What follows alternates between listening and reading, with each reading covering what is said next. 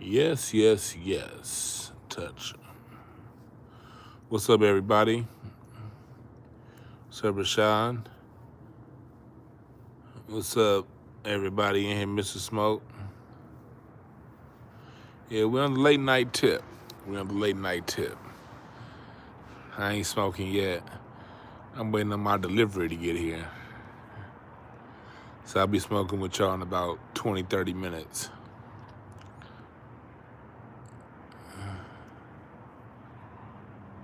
What's up, Sharon? What's up, everybody? We're going to talk about a couple things tonight. We're going to talk about that video that Trump put up. That video was funny as fuck. Then we're going to talk about J. Cole's music.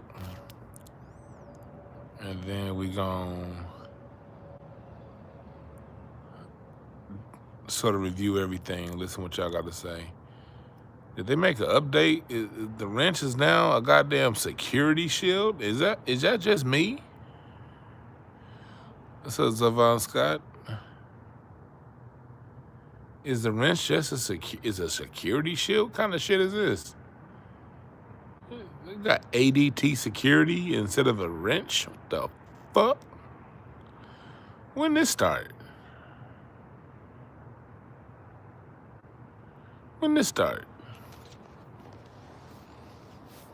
The blue shield of protection? What the? What's up? I've been had it.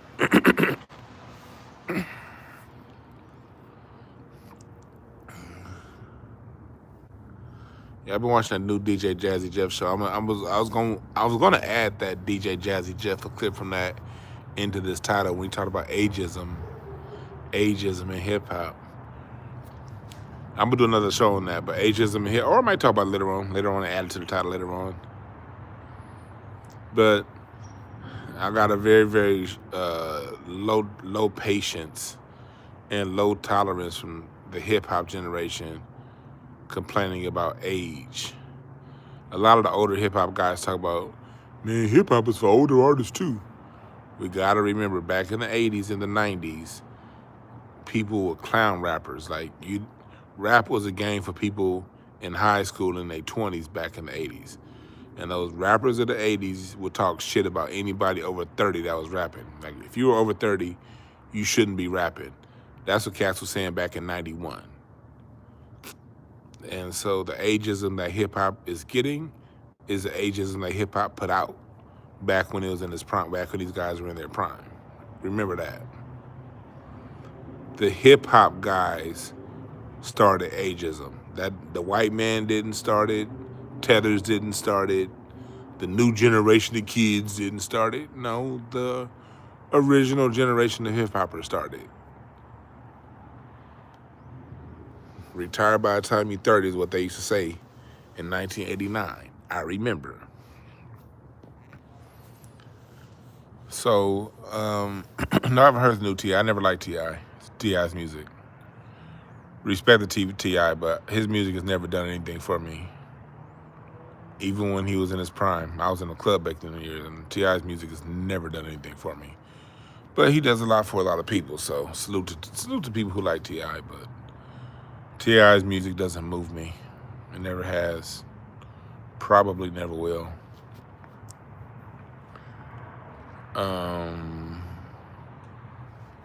Yeah, T.I.'s music don't do anything for me. But, to those who do, that's what's up, But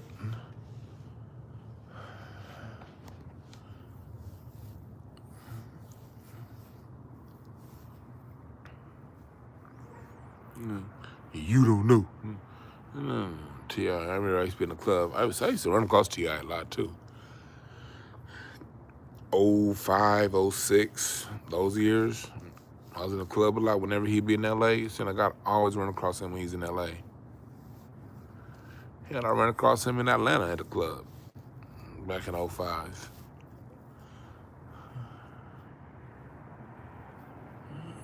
But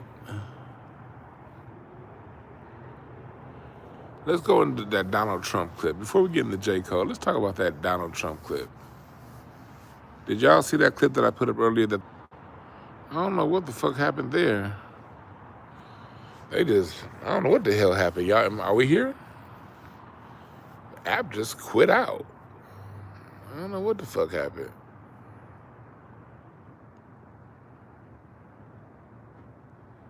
We good? We good? We good? All right, cool. We back with Delano L. Delano L said we back. Buffalo in the building. What's up, Delano? You frozen foot motherfuckers up there in the upper northeast. It's cold. Yeah, he's right, DN. 3,001. 30,001, I should say. You see what happened right when I got in talking about Trump. Boop. But let's get on the Donald Trump video. Donald Trump put out that video with Obama as monkeys. Obama and Michelle Obama, and they made him take it down. You know, let's talk about it from two different angles. One, let's talk about it from a historical angle. That's an old school joke the white supremacists play, calling black people monkeys.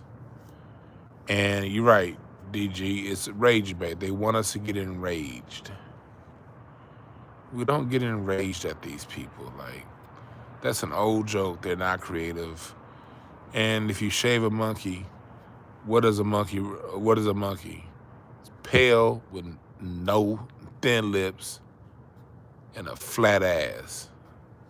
Who does that look like? Don't look like us. We ain't hairy with thin lips. So that's just projection. That's just projection. But, you know, so that's rage bait. Whenever the black people and monkey are put in together, that's rage bait. Personally, if Trump really wanted to get us with get Obama, I personally think he should have put up a zebra. Obama got a white mama, black daddy. Should have had his goddamn face on the zebra. Then we would have been on to something. See, that's why y'all white supremacists ain't funny. Like, y'all not even funny. Like, y'all not creative, you know? White supremacists used to be a hell of a lot funnier. They're not even creative with their jokes when it comes to that. So we understand that what they was trying to do with the Obama thing. But put that to the side. That video was funny as hell. Hillary Clinton on the pig? What? How fitting. You had Kamala as a turtle, and then Biden brought the banana out like he was about to fuck Kamala, and then ended up deep throating the banana. I thought he got Biden way worse than he got Obama. That shit was funny as fuck. I laughed my ass off at that video. I ain't gonna lie. When I saw that video all the way through, like, they kept showing that monkey image. I was like, oh, that's fucked. Look, what this? He's dog whistling. I'm like, it was a dog. I'm like, okay, this is a dog whistle. This is a dog whistle. But when I saw the rest of that video, and then they had Trump walking through with his nose in the air. Y'all saw that? Everybody bowing down to Trump.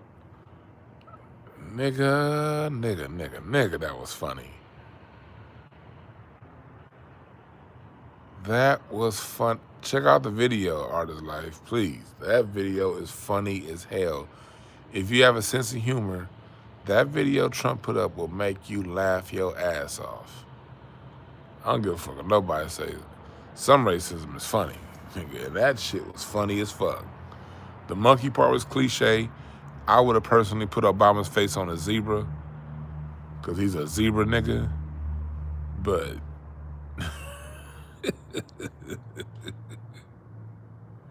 Yeah, Dallas, it was funny. What they're trying to see, what this is what they're trying to do. Did y'all see that clip of Tommy Sotomayor on TMZ and Harvey Levin and them? He and Tommy Sotomayor. We all know he's a coon. He's a straight up coon. We all know that. No, but he was saying he's not offended. And although I have different reasons for not being offended as Tommy Sotomayor, I still got the same conclusion. I wasn't offended. Like, they throw, here's the thing. This is how it works. The left wing throws out blatant white supremacy, and the right wing comes in. I'm sorry, the right wing throws out blatant white supremacy, and the left wing come in as a savior. They play good cop, bad cop with each other. The left wing throws something that's obtuse, something that's wrong and down and dirty, and the left wing comes in as saviors. Good cop, bad cop. Right wing bad, left wing good. Neither like you.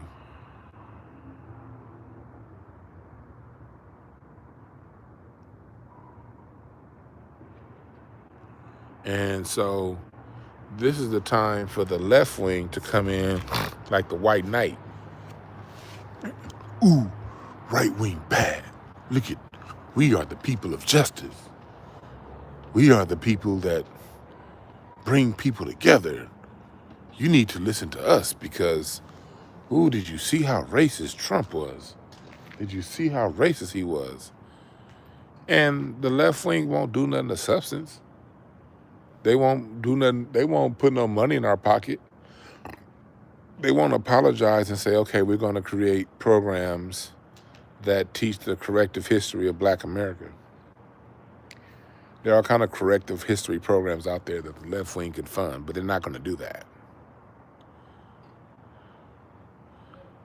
Left wing, if y'all want to impress us, how about you use the education system instead of pushing gay tolerance and tolerance of trans? Just teach the correct history of Black America. That's all you got to do. Just don't lie on our history, and we'll be fine.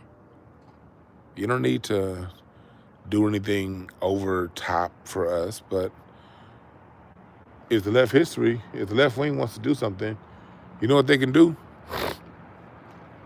Instead of making Black History Month about the first Black person to work at a white job, make Black History Month about Black inventors. Did y'all see that ABC News thing that went around with them talking about foundational Black American history? That's what you can do.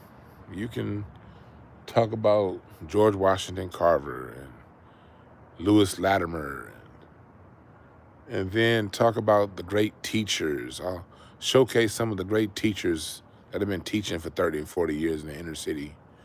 That's what you can do.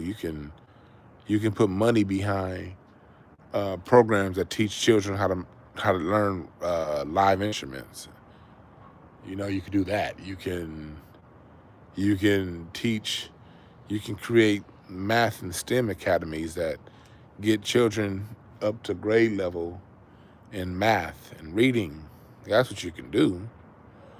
Left wing. We can't, and I think we're doing I want to know what y'all think. Chat room, Fela Speaks. Tell it like it is. Donna C. Everybody, Rashawn, Humans. Let me know what y'all think. Do y'all think that? How do you feel about the left wing always coming in trying to play good cop when stuff like that happens? What y'all think about that?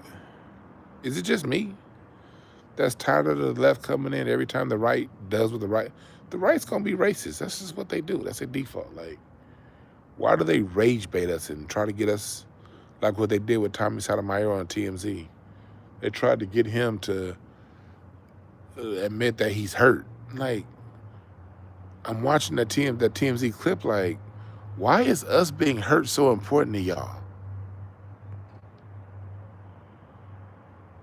Have y'all ever thought about that? Why is Black people being offended and hurt so important to the left wing?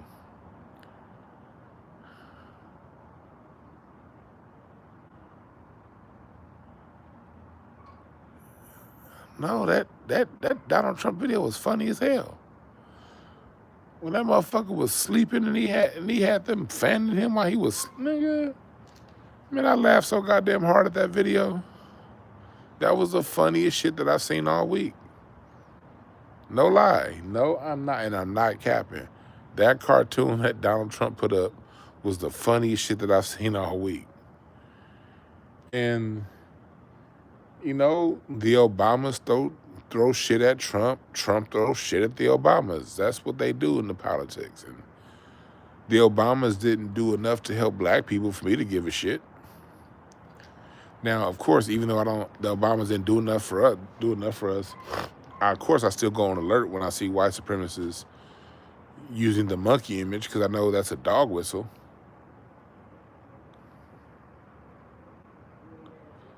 So you've been listening to Roy Ayers? I bet you that shit's been changing your life, hasn't it? But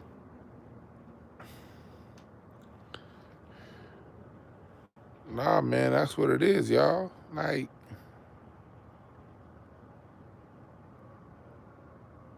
what do y'all want? Like, okay, Trump did that. Somebody said FBA still loves Trump. No, you stupid motherfucker. See, this is the thing. People think just because that's probably a tether talking. These tethers and these left-wing people, they think just because you don't give a fuck about Trump, you love him. Those are black. Those are. Let me give you the proper word for people who think just because you don't sit around and focus on Trump all day, you support him. Let me give you a word for people who talk like that. Retard. Those people are retarded. People who don't understand that there's nuanced thought to things are retarded. And it's a must that we make these people feel retarded. We gotta bring back making stupid people feel stupid. I grew up in the 80s when if you were dumb people didn't feel comfortable talking in the 80s and the 90s.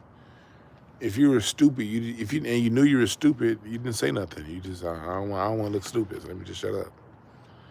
Let me keep my thoughts to myself because I don't want to sound stupid. And that's how it's supposed to be. It's supposed to be like that. That's why, like, a lot of societies have order to where only elders can speak. We don't have a society that respects elders, partially because a lot of our elders are fools too. We're gonna tell the whole truth. But since we don't have a society that respects elders, everybody feels that they can talk. And you can talk. You know, nothing wrong against talking. Everybody can talk. You know, cannot make people not talk. But if you choose to talk and something stupid comes out, then I think it's on the rest of us to make you feel like you are stupid. Like, I don't have time for people that don't have nuance. And I know that can hurt my channel. I know that hurts my channel because most people want things black and white. Most people want rage bait. Most people want to get drawn to a conclusion. Most people want to see things a particular way. And that is the best way. You see what Anton Daniels does. You see what Charleston White does. Appealing to the least common denominator, sounding halfway intelligent to stupid people is the way to go on social media.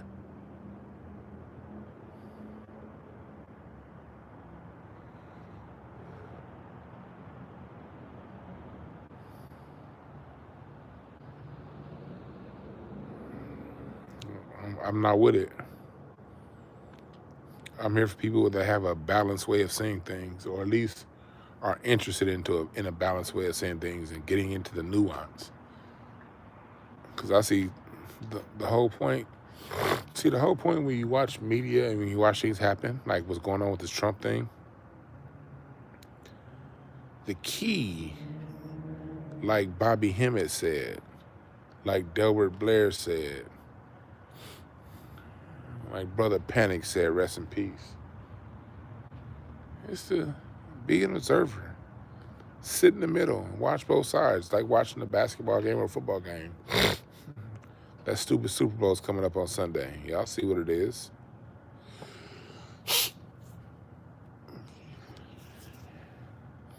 Ooh, had a sneeze. But y'all gonna watch that. When y'all watch this stupid ass game on Sunday, are you on the field?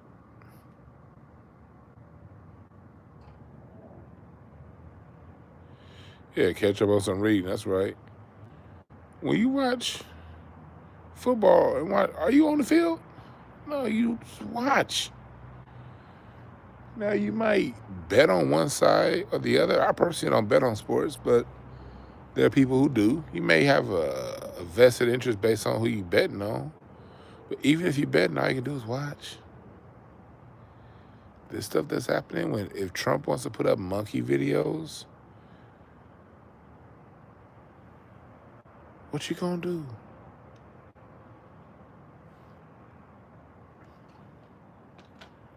You notice how these people act. Why would you allow their act? Why would you allow their act to have control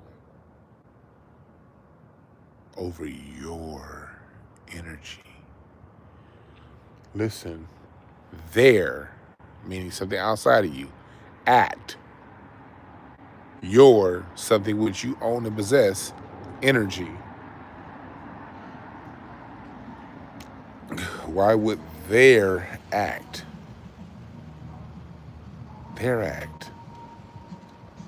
change your energy? What up, dog? Trying to stay close to this Wi-Fi signal.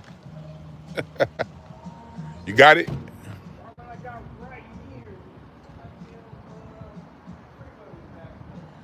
Oh, there was an exit open?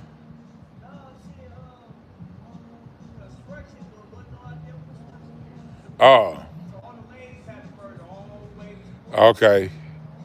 Yeah, they added an exit over there. Adding the lane too. Yeah, but y'all see how it works? It's up, CJ. That's right, just because they're trying to play us. I'm trying to stay close to this signal. Hell yeah. Thank you, sir. Yeah, let me know. You get, I'm gonna let you. Okay, yeah. You got it right. Just make sure you check it. Make sure. I'll be mad than a motherfucker if you didn't. Yeah. All right, cool. All right, what the fuck going on? Yeah, all right, man. Yes, sir. Let me know how that one goes. All right, yeah. So, yeah, the delivery app just got here. The delivery app just got here. My Wi-Fi be tripping in here, so I'm telling y'all right now, if it freezes, I'm gonna come right back, all right? The Wi-Fi be tripping in here. If it freezes, I'm telling y'all right now, come right back. I'm gonna get right back live if it freezes, okay? If it freezes, come right back, because the Wi-Fi be tripping in here. But, oh yeah. Ooh. Oh yeah, Mary, happy birthday to me.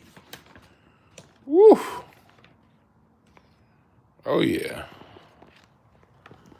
Oh yeah.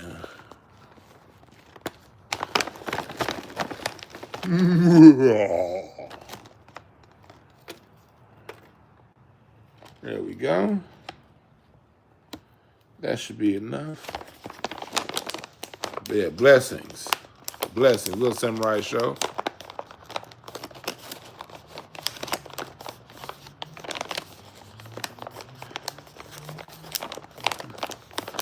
See, all you niggas, I see somebody, you can't hit me with no bad weed jokes. I live in LA. Not in the city that's frozen right now. That's you frozen cities that get bad weed.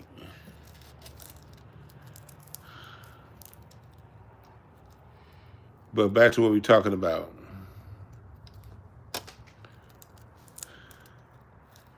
Back to what we're talking about. So,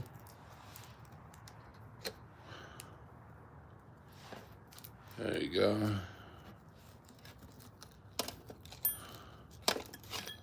All right, cool. Here we go. Somebody said, is that real? Oh, it's a motorcycle pursuit on TV? Fuck. I would actually, if I was on my computer, I would go and cover the motorcycle pursuit. But back to what we're talking about. So, again, if I cut off while I'm in this garage, come right back. Need some mullein, too.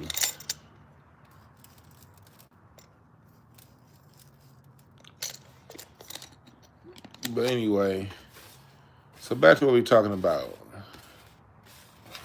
Back to what we're talking about.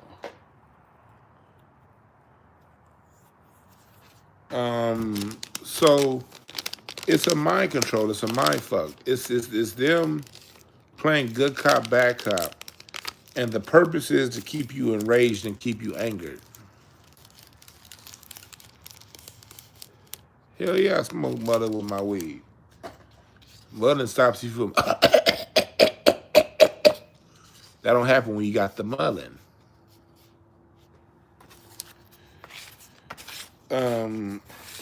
But going back to what we were talking about,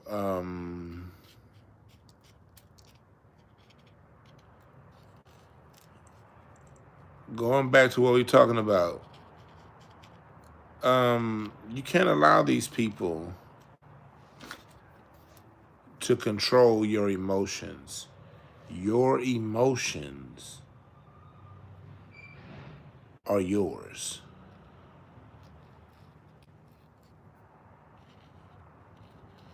Oh yeah, mullein is good for your lungs. Your emotions are yours.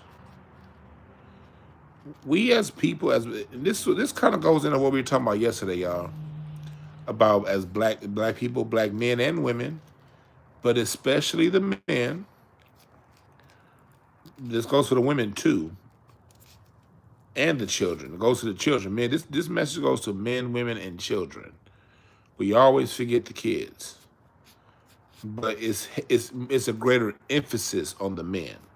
Although the message is true for the women and children also.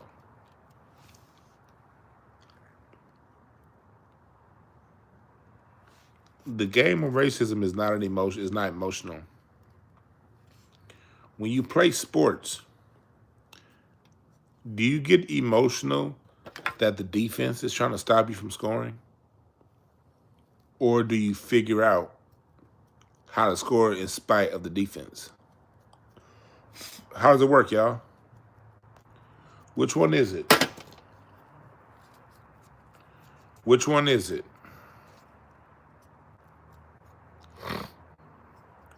See how smooth that is? See how smooth that is?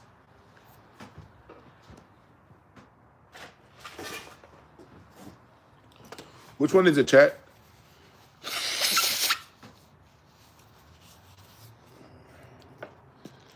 Do you get mad that the defense is playing defense?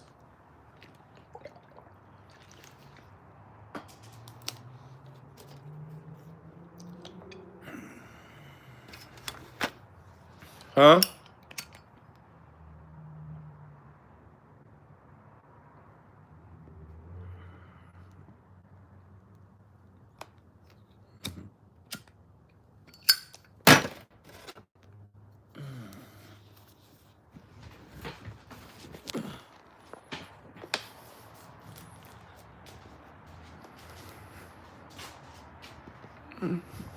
Down to see you smoke. That's what's up.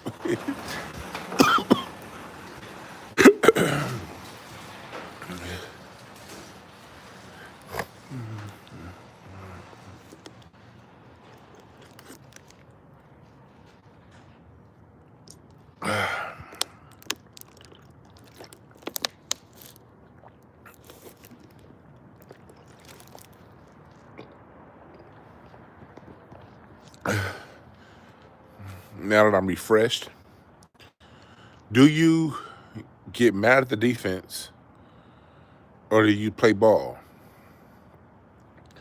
See, emotional attachments is how you that's how you don't stick to the game plan when you get caught in your emotions. Sugar Ray Leonard said that when he lost to Roberto Duran the first time, he got caught in the emotions and he tried to outbrawl Roberto Duran. Go back and watch the first fight when Sugar Ray lost. Sugar Ray ended up the next fight going up and beating the dog shit out of Duran and made him quit on the stool. No mas. But that was once Sugar Ray fought his game plan. Phil Jackson used to always say when back when the Lakers were winning under Phil Jackson, that's when I paid very, very close attention to basketball. Phil Jackson would always say, run the offense. Just run the offense. Be patient and run the offense. That's why the Bulls won more championships than anybody in the Lakers. That's why the Phil Jackson won all the championships, because he understood one thing. It's not about the defense. It's never about the defense. It's about creating and crafting an offense and executing your offense. And your offense don't have the space for the emotionality of what the defense is doing. When the Lakers lost the championship in 1984 to the Celtics, Magic Johnson always says that the Lakers got caught up in the Celtics fouling hard. The Lakers got caught up in what the Celtics were doing. They're cheating, their bad defense. Instead of running Showtime. You got to run Showtime. And that's what we got to do. They want to throw up these videos of black people as monkeys. Whatever. That video was funny as fuck.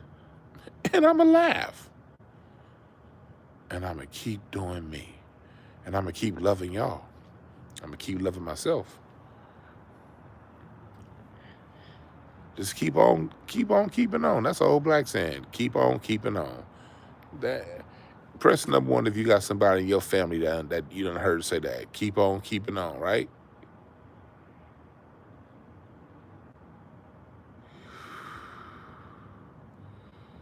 Yeah, I've been through a lot of that.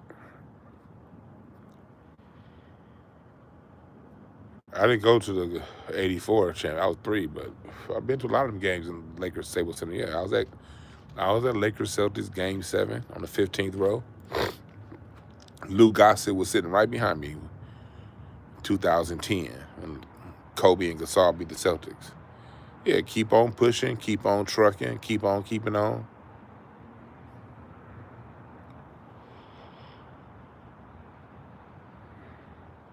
You just got to keep on keeping on, y'all. Real talk. Anything to distract you from cutting the check. Keep on keeping on. What did Curtis Mayfield say? Just move on up towards your destination. Move on up. Yeah, D-Train. Keep on. Just keep on keeping on.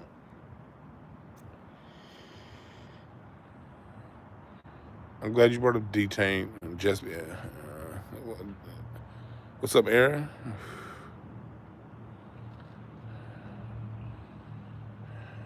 Aaron, I thought you was a mod. Let me see here. I thought Aaron was a mod. Put him back, change it down to fuck myself. I don't know what happened. There we go. Got these new mod badges.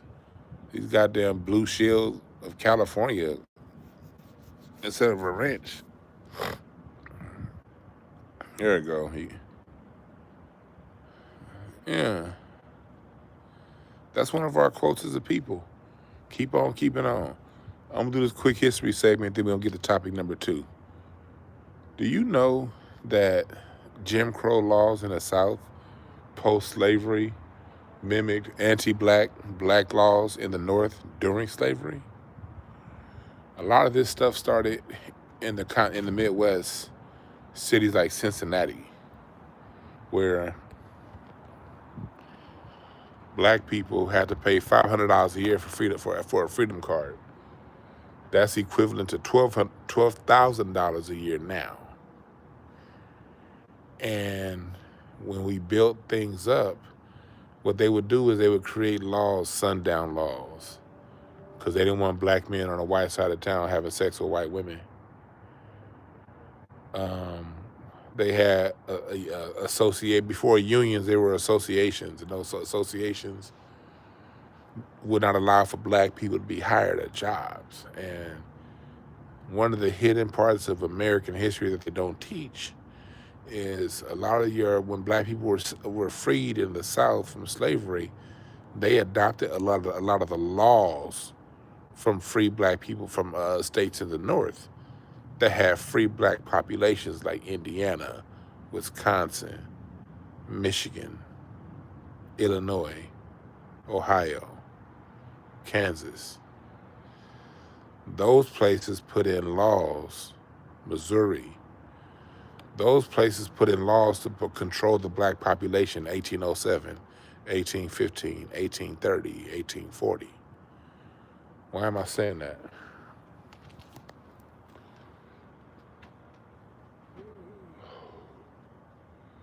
It goes much deeper than slavery when it comes to how America treats black people. And the story is not linear the way they try to make it seem. We've always had times of growth and times where our growth was cut off at the knees. And in the book, The Negro Journal by Carter G. Woodson, he talks about the economics, how black Cincinnati between 1835 and 1840, he was saying was far more advanced than the economics of black society in the 1930s and 40s. It's very interesting when you look at it like that, you know?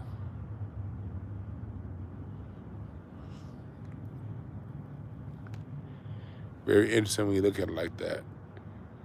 We build and they take. We build and they take. But what do? We keep on keeping on. We keep on keeping on. Reach for the highest ground with love in our hearts and no fear. We keep on keeping on.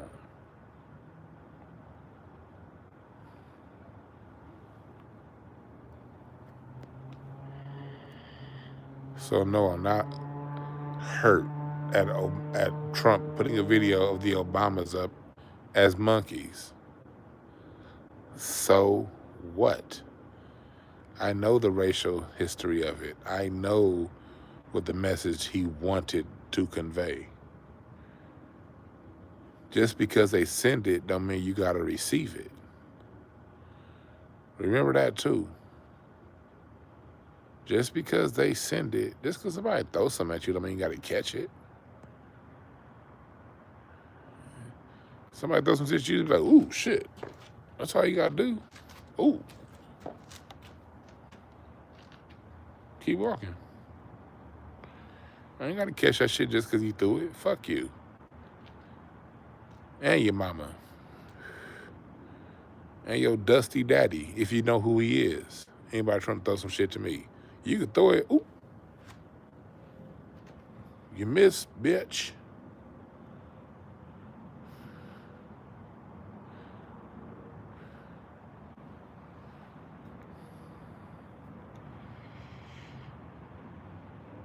Yeah, laughing is very healthy. Laughing is how we get through. That's how we've gotten through our pain as a people. Culturally, laughing is laughing is one of our biggest medicines. It's like laughing is like Black America's vaccination from the shit. We have a vaccine. Fuck a coronavirus vaccine. We got a vaccine from white supremacy, and that vaccine is laughter. That's why we created stand-up comedy. The first stand-up comic in today's form of stand-up comedy in America is Miles Mabley. Stand-up comedy comes out of the same juke joints as the blues and jazz and gospel and ragtime, stride. They all come out of stand-up comedy.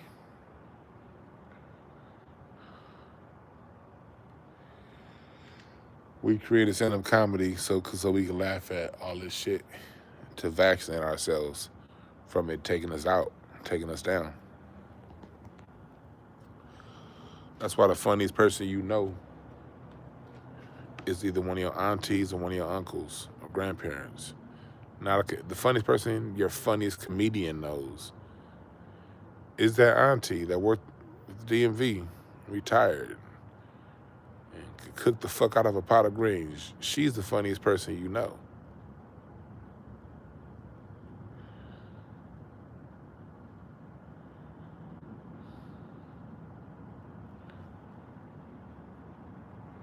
She's the funniest person you know.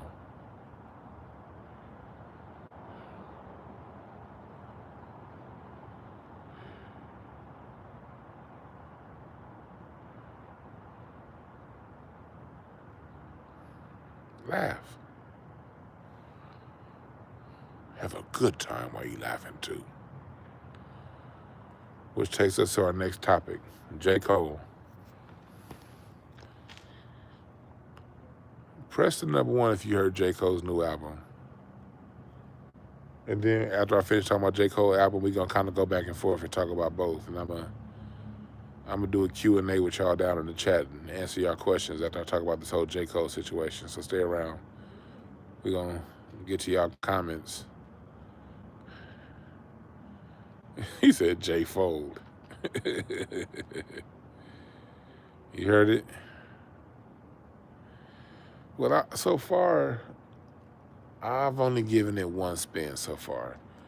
I generally like to hear things 2 or 3 times before I comment on it. But it's been a struggle. Like, the fact that I got through a whole J. Cole album in a day means I've matured. And this album's it's not bad. It's not a bad album. But J. Cole has never put out any bad music. He doesn't have... I've never heard a bad song from J. Cole. I'm gonna start off by saying that. I've never heard a bad song from J. Cole. It's just that he's boring. And that Forest Hill Drive, I swear I tried. But that shit was like listening to Will Downing.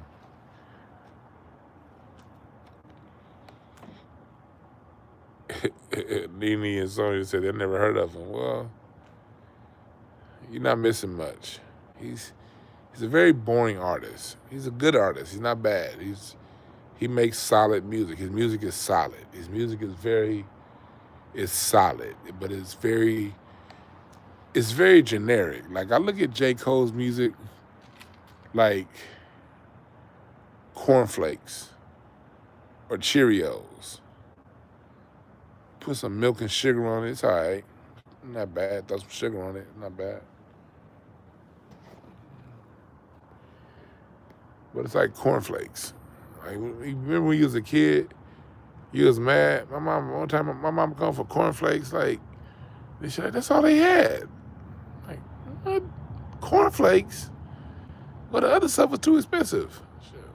Cheerios, you could at least got Honey Nut Cheerios. You got those. You got Cheerios. But you eat it. You'll fuck some Cheerios up. You will fuck up some cheese pizza.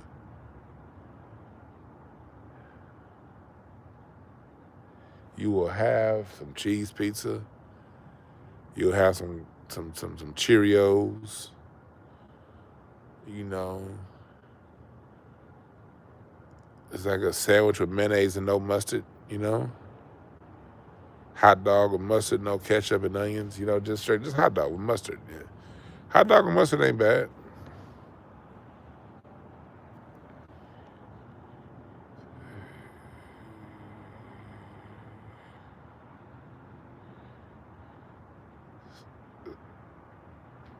So let's break down. Let's break it down. Here's why I say what I have to say about J. Cole. J. Cole, now, and I made a post and put it up on Twitter and IG. J. Cole is like Kenny G. J. Cole is Boney James. Person number one, y'all know who Kenny G is. Y'all know who Boney James is. Brian Culberson, Dave Kaz. He's like Dave Kaz. Technically sound. He does everything right. He doesn't write degenerate stuff. Like at least it's like music has gotten so effed up. We giving people extra cool points just for not being degenerates. Am I wrong when I say that? Like J. Cole came in at a time where everything was just going bad, and it still is bad. But when he came in, we were just exhausted with like all the degeneracy and lean music at the time.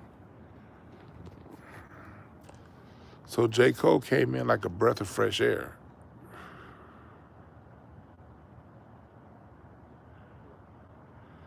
Appreciate the super chat. It says Cole and Kid I kept hip hop on life sports since 2010. That's in a lot of ways that's true. Cole ain't for everybody. In a lot of ways, you're right. J. Cole came in at a time to where music was just like, damn, everything is fuck bitch, drink lean and ecstasy and everything.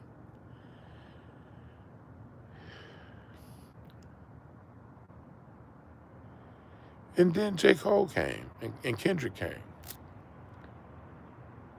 And it was like these were two shining lights in the mist, in the mist, in the fog.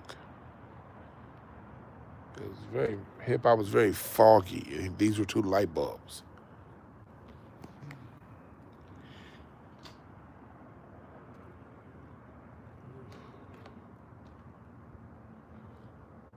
But when you start to look closer and you go from looking at the car and then you get closer on the car and you check under the hood.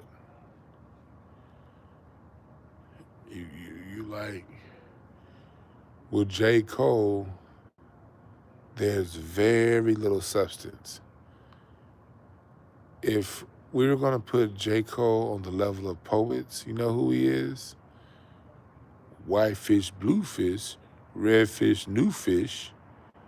That's what he says. A lot of things that sound good, but when you listen to it, it's like, okay, what did that mean? And then he had it's one of the songs on the album. He's talking about, I forgot, I just heard it. It's talking about, when the club is over with, like, is it safe to go out? I forgot the name of the song. Chat room, help me out. He got that one song where he's talking about, is it safe? We in the club and like, and it's not even a dance song. Now, if it was at a dance tempo or it's a dance song, I'm with it. But it wasn't even at a dance tempo. It was just at a kind of vibe out, talking about leaving, like, oh, Little Brother Minstrel Show? Now, that's depth. I'm glad you brought up Little Brother. I'm not gonna juxtapose him to Kendrick. I'm gonna go Carolina for Carolina. Juxtapose J. Cole to Little Brother, Minstrel Show. Juxtapose J. Cole to Little Brother.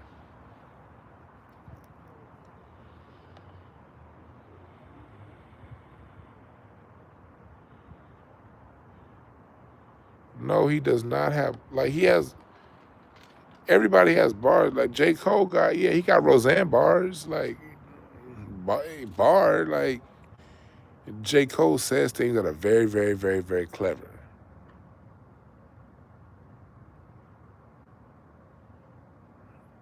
but it ain't saying nothing. Sometimes, yeah, it's like saying, okay, J. Cole's bars basically equate to, you know it's cold outside, put on your jacket. And that's fine because, you know, sometimes you got to be reminded to put your jacket on. So I'm not criticizing it. And that's a hell of a lot better than somebody, Lil Wayne says, cold outside, drink some lean. It's a hell of a lot better than that.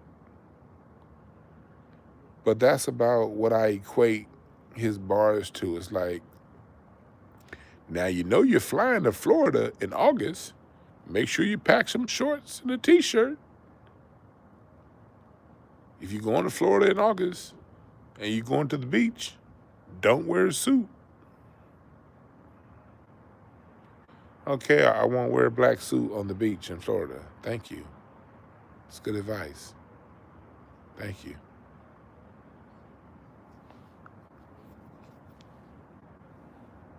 Thank you.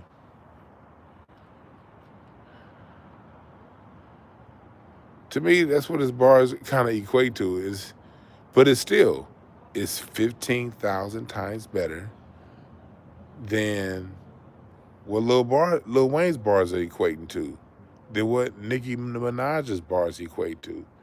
It's still 1,000 times better than that. It's still 1,000 times more deep than Nelly.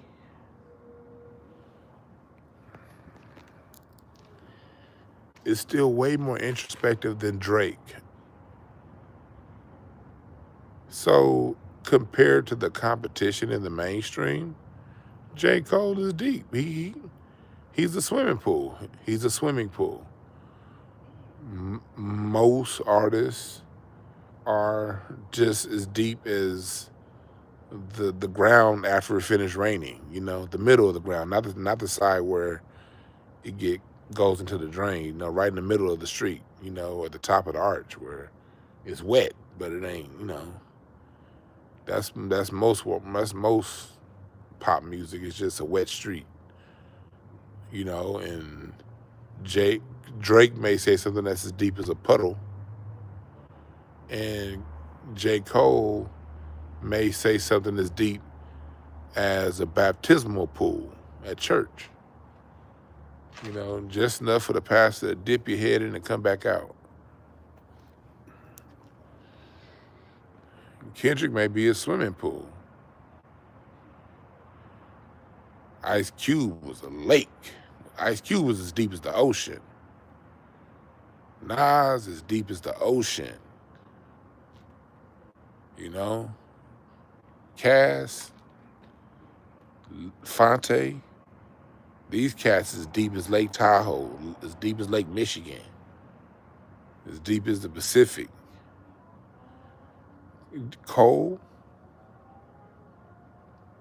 a kiddie pool. Something you can put your 2-year-old in and not worry about him drowning, you know?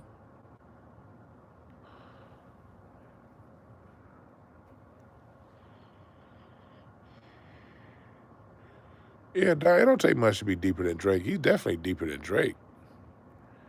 Yeah, but you see, like Cole gets your feet wet, you know? It's hot outside, man. I gotta cool off. You know? Well, go to the kiddie pool out there and put your feet in the water. Cool off.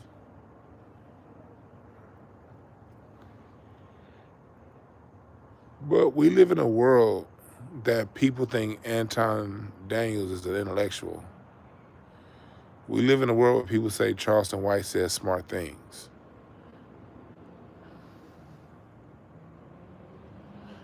So in that world, yeah, J. Cole is very deep because we live in a world where people say, well, Charlie Kirk and Nick Fuentes made some good points. And I'm talking about black people. I ain't talking about white folks. We live in a world that it's a lot of black people that say Nick Fuentes makes good points. So given that's the context of the world that we're in, J. Cole is Machiavelli.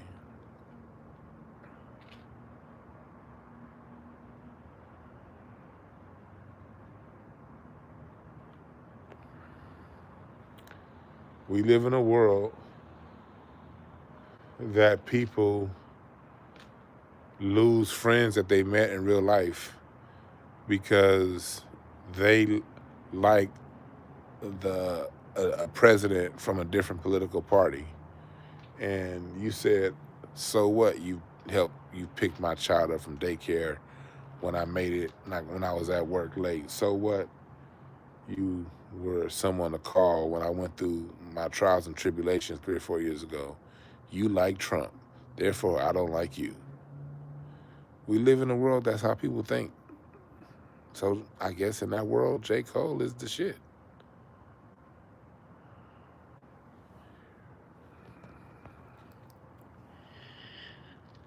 Bismarck, he said Billy Porter deep. Nah, I don't want to imagine Billy Porter's level of deep. All the dudes he done been with.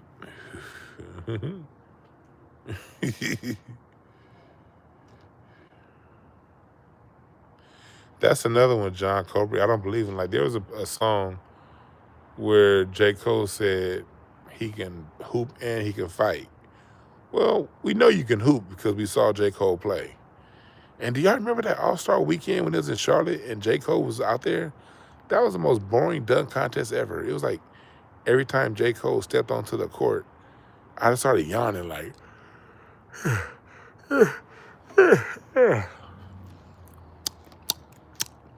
I missed the damn dunk. Because J. Cole was on the court throwing the ball in there. Like, as soon as he stepped on the court, I'm oh shit, I missed the dunk. Let me get the replay.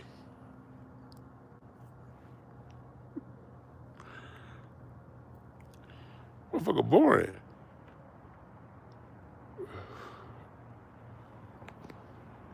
But if you consider where music is, J. Cole is a breath of fresh air. I will say that. I will say that. And given the state of popular music over the last 15 years, I'd be capping if I didn't say J. Cole wasn't a breath of fresh air. He is most definitely a breath of fresh air. But he's Kenny G.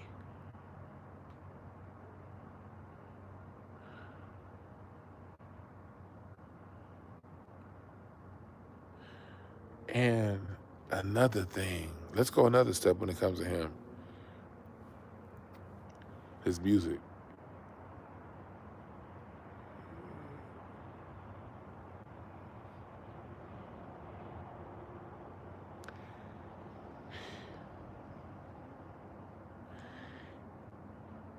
He don't really have that much soul.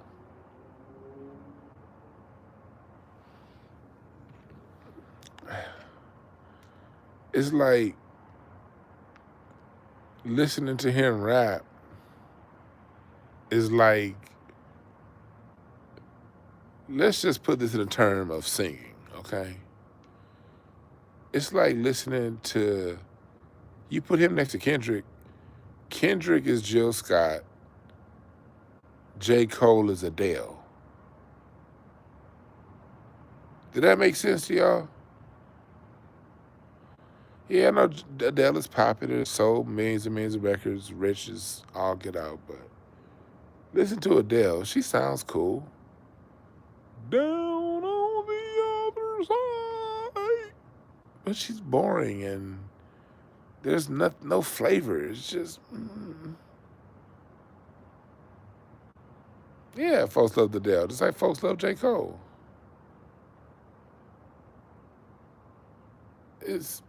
It sounds cool on a surface level.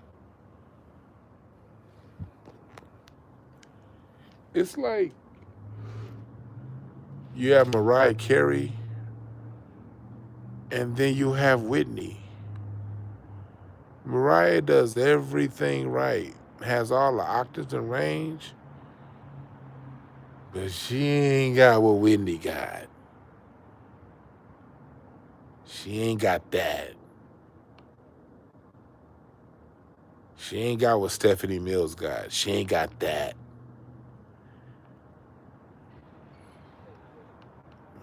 All great singers. She ain't got what Shaka Khan got. She ain't got that.